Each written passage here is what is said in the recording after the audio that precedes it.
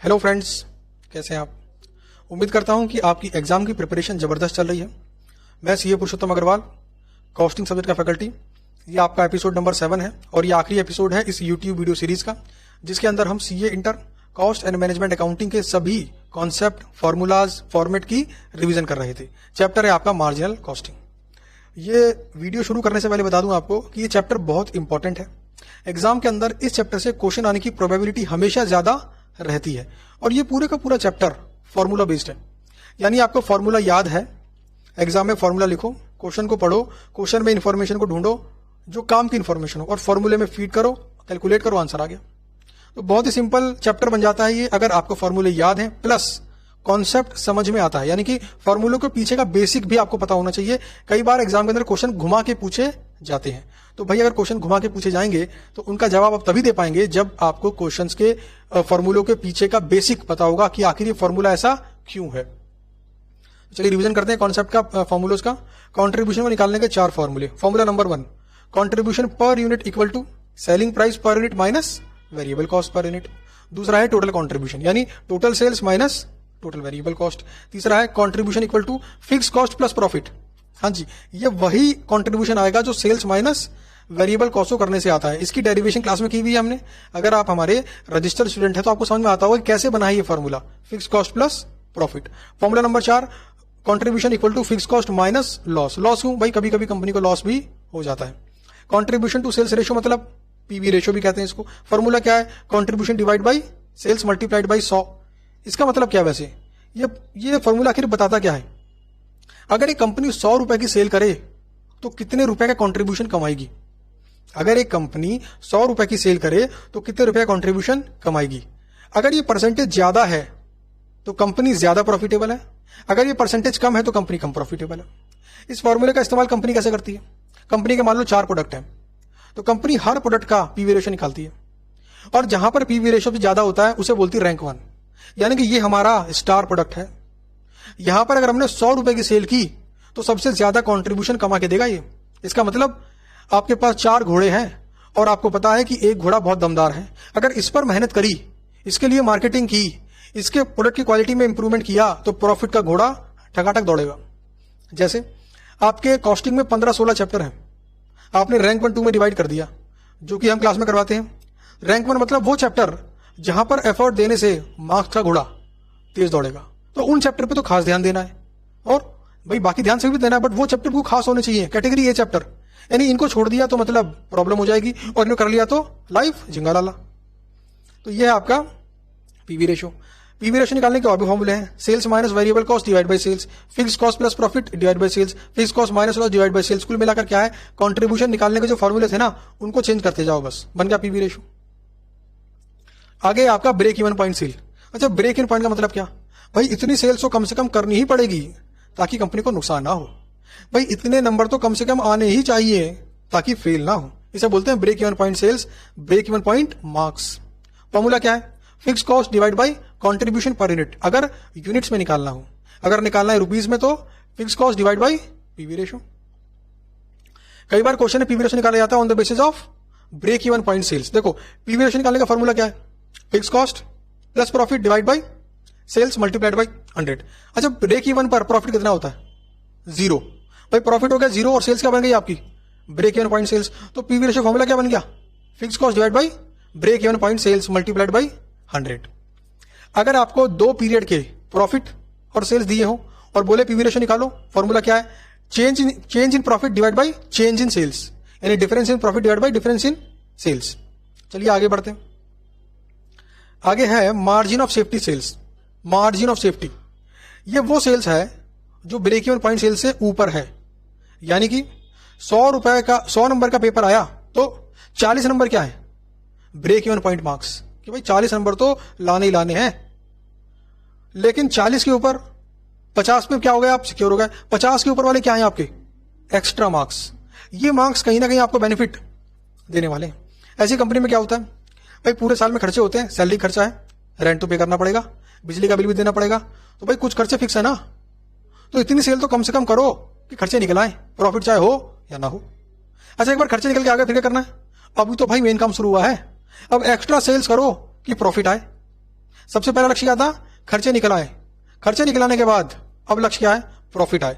तो वो extra sales technical शब्दों में कहलाती है margin of safety sales. Formula क्या है? Profit divide by contribution per unit. कितना प्रॉफिट आप कमाना चाहते हो, divide by contribution per unit. अगर रुपीज में निकालना है तो profit divide by PV ratio. अच्छा, break even point sales ratio plus margin of safety sales ratio बराबर हमेशा होगा 100%। अच्छा, ब्रेक इवन पॉइंट सेल्स होता क्या है, रेशो होता क्या है? Break even point sales ratio होता क्या है? पूरी सेल में कितनी सेल्स ब्रेक इवन पॉइंट है। अगर कंपनी ने 100 रुपए की सेल की और मान लो 40 रुपए ब्रेक इवन पॉइंट सेल्स है, इसका मतलब है कि break even point sales ratio 40% है। और 60% क्या है? Margin of safety sales ratio. ध्यान देना, रेशो अलग है, मार्जिन ऑफ सेफ्टी सेल्स एक अलग कॉन्सेप्ट है। आगे बढ़ते हैं। Variable cost to sales ratio, variable cost divide by sales multiplied by 100। अच्छा, क्यों निकालते हैं ये? ताकि आइडिया लगे कि 100 रुपए की सेल करने पर कितना वेरिएबल कॉस्ट खर्च होगा। अगर 60% है variable cost to sales ratio, तो इसका मतलब है कि 100 रुपए की सेल करने पर 60 रुपए का वेरिएबल कॉस्ट खर्च होने वाला है। आगे बढ़ते हैं। Relation between PV ratio and variable cost to sales ratio. अगर आप 100% में से वेरिएबल कॉस्ट को माइनस कर दोगे, variable cost to sales ratio को माइनस कर दोगे, क्या बचेगा? PV ratio. आगे चलते हैं। डिजायर्ड सेल्स लेवल निकालने का फॉर्मूला क्या है? अगर यूनिट्स में निकालना हो तो फिक्स कॉस्ट प्लस प्रॉफिट। यहां पर प्लस प्रॉफिट रह गया है, तो यहां पे प्लस प्रॉफिट कर लो। प्रॉफिट कौन सा? Desired profit. तो fix cost plus desired profit divide by contribution per unit. क्या आ जाएगा? इतनी यूनिट्स बेचनी पड़ेंगी इतना प्रॉफिट कमाने के लिए। अच्छा, रुपीज में निकालना हो तो डिवाइड बाय पीवी रेशो कर दो, ऊपर सेम रहेगा। आगे बढ़ते हैं। कई बार एक कंपनी दूसरी कंपनी को खरीद लेती है, या कई बार एक कंपनी के आपस में डिपार्टमेंट मर्ज हो जाते हैं। तो ऐसे केस के अंदर कैसे निकालें PV ratio, break even point sales, कितनी कैपेसिटी का इस्तेमाल हो रहा है, कितनी सेल करनी पड़ेगी डिजायर्ड प्रॉफिट कमाने के लिए, और कितना अलग अलग डिपार्टमेंट का, अलग अलग प्लांट का कैपेसिटी यूटिलाइजेशन है, उनके लिए है ये फॉर्मूले। सबसे पहले स्टेप क्या होना चाहिए इसके अंदर? सबसे पहले तो आप बनाओगे मार्जिनल कॉस्ट इक्वेशन, यानी कि sales minus variable cost minus fix cost equal to profit. ठीक है, तो बनाओगे आप ऑल कंपनी जो आपस में मर्ज हुई है, या ऑल डिपार्टमेंट जो आपस में मर्ज हुए हैं at 100% capacity level. Step number 2, सारी फिगर्स को ऐड कर दो, सेल्स की फिगर ऐड कर दो, वेरिएबल कॉस्ट की फिगर ऐड कर दो, फिक्स कॉस्ट की फिगर भी ऐड कर दो। क्या पता लगा लोगे तो ऐड कर दो। अब ये सब हो जाने के बाद पीवी रेशो निकालने का फॉर्मूला क्या है? Total contribution of all company divide by total sales of all company. अगला पॉइंट है break even point sales rupees में निकालने का फॉर्मूला क्या है? तो भाई fix cost divide by PV ratio of merged company. अगर कोई और भी खर्चा हो रहा है उसे भी ऐड कर दो, additional fix cost if any, है ना, कोई फिक्स कॉस्ट एक्स्ट्रा हो तो उसे भी ऐड कर दो। आगे कैपेसिटी यूटिलाइजेशन, भाई कितनी कैपेसिटी का इस्तेमाल हो रहा है आखिर में, तो भाई कितनी सेल्स कर सकते हैं और कितनी सेल्स करनी पड़ेगी ब्रेक इवन पॉइंट के लिए, मतलब ब्रेक इवन पॉइंट अचीव करने के लिए कितना सेल्स कैपेसिटी का यूटिलाइजेशन करना पड़ेगा। अगर कंपनी की कैपेसिटी 100% है तो कितनी परसेंट कैपेसिटी सिर्फ इसी में खर्च होगी कि हम ब्रेक इवन तक पहुंच सके। एग्जाम के अंदर 3 घंटे हैं, 100 नंबर का पेपर करना है, तो कितनी कैपेसिटी, कितना टाइम सिर्फ इसी में लगेगा कि हम 40 नंबर तक पहुंच सके। आगे बढ़ते हैं। Desired sales to earn given profit, वही formula, fix cost plus desired profit divide by PV ratio of merged company. Capacity utilisation at desired sales, तो टोटल सेल्स और ऊपर आएगा desired sale divide by total sales, यानी company की capacity इतनी है लेकिन जो प्रॉफिट हम कमाना चाहते हैं उतनी सेल्स पर कंपनी को अपनी कितनी कैपेसिटी का इस्तेमाल करना पड़ेगा। आगे बढ़ते हैं। Cash break even point, cash मतलब कैश वाले एक्सपेंडिचर, वो एक्सपेंडिचर जो पैसे के रूप में खर्च होंगे। तो फॉर्मूला क्या है? Cash fix cost divide by contribution per unit. अगर यूनिट्स में निकालना हो तो, अगर रुपीस में निकालना है तो डिवाइड बाय पीवी रेशो। अच्छा, टोटल में से अगर हम घटा दूं नॉन कैश वाले फिक्स कॉस्ट, नॉन कैश वाले फिक्स कॉस्ट, तो क्या बचेगा? कैश वाले फिक्स कॉस्ट। अच्छा, नॉन कैश वाले कौन से हैं भाई? जैसे डेप्रिसिएशन फिक्स कॉस्ट है, हाँ है। क्या पैसे जाते हैं इसके अंदर? नहीं जाते। आगे बढ़ते हैं। Shut down point, decision as to whether produce और डिसकंटिन्यू लॉस मेकिंग प्रोडक्ट। एक प्रोडक्ट नुकसान कमा के दे रहा है तो भाई बेचता रहूं या बंद कर दूं। तो सबसे पहले क्या करते हैं, फिक्स कॉस्ट को 2 कैटेगरी डिवाइड करते हैं, अवॉइडेबल और अनअवॉइडेबल। अनअवॉइडेबल मतलब वो फिक्स कॉस्ट जो इनकर होगी ही होगी, चाहे बनाओ चाहे मत बनाओ। और अवॉइडेबल मतलब वो फिक्स कॉस्ट जो नहीं बनाने पर खर्च नहीं होगी। तो अब निकालते हैं shut down point sales, avoidable fix cost divide by contribution per unit. अगर यूनिट्स में निकालना हो तो शट डाउन पॉइंट्स, अगर इससे कम सेल होता है तब बंद कर दो। अगर रुपीज में निकालना है तो avoidable fix cost divide by PV ratio. Avoidable fix बराबर क्या होगा, total fix cost minus unavoidable fix cost. आगे बढ़ते हैं।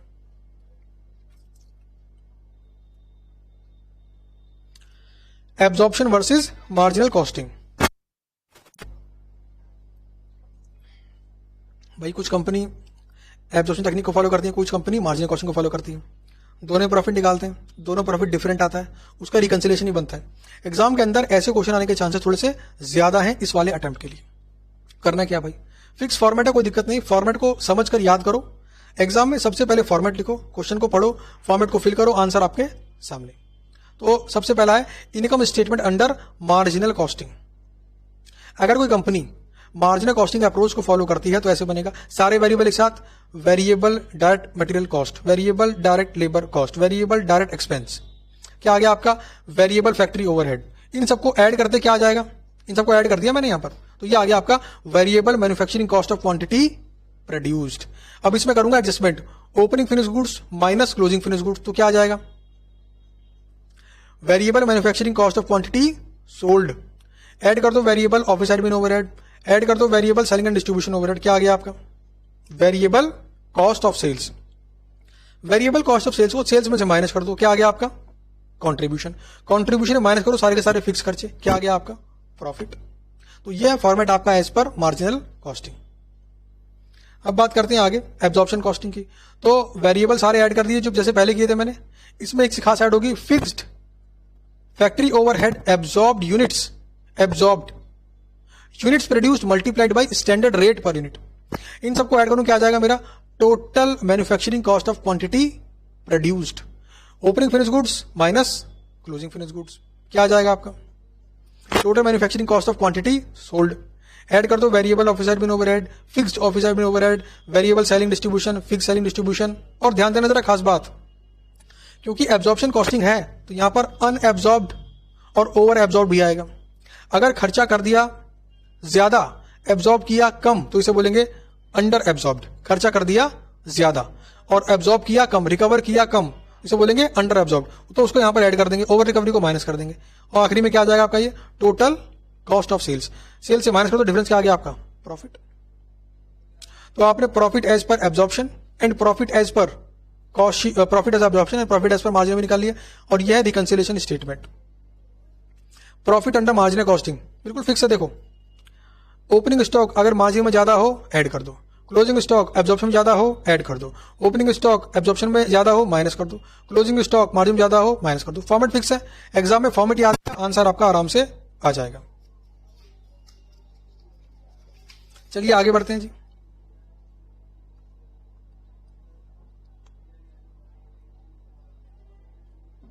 अगला chapter, chapter number 15 budgetary control. Exam के अंदर कंट्रोल रेशोस के ऊपर क्वेश्चन आने के चांसेस थोड़े से हैं इस बार। सबसे पहला आपका है एक्टिविटी रेशो। फॉर्मूला क्या है, standard hours for actual output obtain divide by Busted hour for Busted production. यानी कितनी एक्टिविटी करी, बेसिकली कहने का मतलब यह है कितना परसेंटेज काम हुआ। Capacity ratio actual hours worked divide by Busted hours for Busted production. जो प्रोडक्शन करने का आपने सोचा था उसमें कितने घंटे लगने चाहिए थे और आपने कितने घंटे एक्चुअल में लगाए, इसको बोलेंगे capacity ratio. Efficiency ratio standard hours for actual output obtain divide by actual hours worked. जो काम एक्चुअल में किया है उसको करने में कितना समय लगना चाहिए था और आपने कितना समय लगाया, इससे पता लगती है आपकी efficiency. Activity ratio equal to होता है capacity ratio multiplied by efficiency ratio. Multiple types के बजट बनते हैं जी यहाँ पर। एक होता है सेल्स बजट, ये क्या क्या होता है, सेल्स टारगेट मिलता है कंपनी के लोगों को यूनिट्स में एज वेल एज अमाउंट में। क्यों भाई, साल के आखिरी में एक्चुअल सेल्स को बजटेड सेल्स से कंपेयर करते हैं। वेरिएंस पॉजिटिव हो मजे आ गए, वेरिएंस नेगेटिव हो तो सेल्समैन के कान पकड़ लेते हैं कि भैया बताओ क्या गलती करी आपने, आपको जो टारगेट दिए गए थे क्या आपने पूरे किए और क्यों नहीं किए पूरे, आपने क्या कमी रह गई थी, क्यों नहीं बेच पाए माल। तो ऐसे में कंपनी एक्शन लेती है। आगे बनता है प्रोडक्शन बजट, कितनी यूनिट्स बनानी है इसके लिए बनता है बजट। इसको बनाने का फॉर्मूला क्या है, budgeted sales plus closing stock of finish goods minus opening stock of finish goods. इसी फॉर्मेट के बेस पे बनेगा आपका पूरी का पूरा production budget. Raw material budget, कितना मटेरियल खरीदना है, यह डिपेंड करता है कितनी फिनिश गुड्स की यूनिट्स बनानी है। मल्टीप्लाइड बाई 1 यूनिट को बनाने में कितना मटेरियल लगता है। आगे प्रोडक्शन कॉस्ट बजट, जो प्रोडक्शन लेवल आपने सोचा है कि इस बार प्रोड्यूस करना है उसे करने में कितना खर्चा लगना चाहिए, ताकि उस खर्चे को हम साल के आखिरी में एक्चुअल खर्चे से कंपेयर करें और वेरिएंस निकालें। वेरिएंस पॉजिटिव है तो प्रॉब्लम है यहाँ पर, वेरिएंस अगर फेवरेबल है तब तो अच्छी बात है, मतलब कॉस्ट कमाई। वेरिएंस एडवर्स है तब पकड़ा जाएगा बंदा, किसकी गलती से कॉस्ट बढ़ी। आगे zero base budgeting. Zero base budgeting छोटी सी बात बोलता है कि बजट बनाते वक्त पहले क्या परफॉर्मेंस रही पिछले सालों में, पिछले क्वार्टर में, इसको मत देखो। आप सिर्फ इस बात पे फोकस करो कि फ्यूचर में क्या चाहते हो और कितनी मेहनत कर सकते हो, कितना प्रोडक्शन कर सकते हो, अपनी क्या कैपेसिटी है।